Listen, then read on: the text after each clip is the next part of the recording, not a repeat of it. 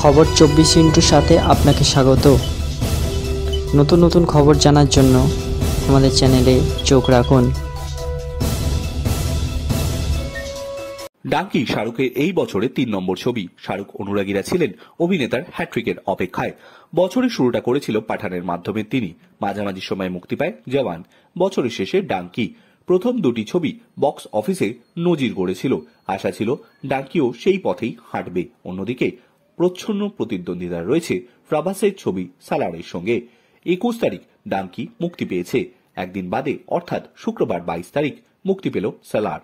কিন্তু মুক্তির আগেই প্রভাসের ছবি এগিয়ে রইল ডাঙ্কির তুলনায়।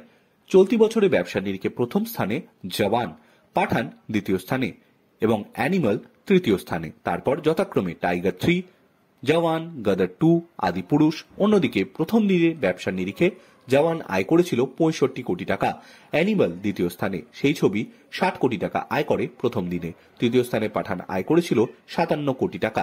সেই সবের চেয়ে কিন্তু ডাঙ্কি অনেকটাই পিছিয়ে। প্রথম দিন আয় করেছে 30 কোটি টাকা। অন্যদিকে অগ্রিম বুকিং এর দিকে সালার আয় করেছে প্রায় 48 কোটি টাকারও বেশি। স্বাভাবিকভাবেই শাহরুখের সিনেমার তুলনায় মুক্তির আগে থেকে কিছুটা এগিয়েছিল সালার।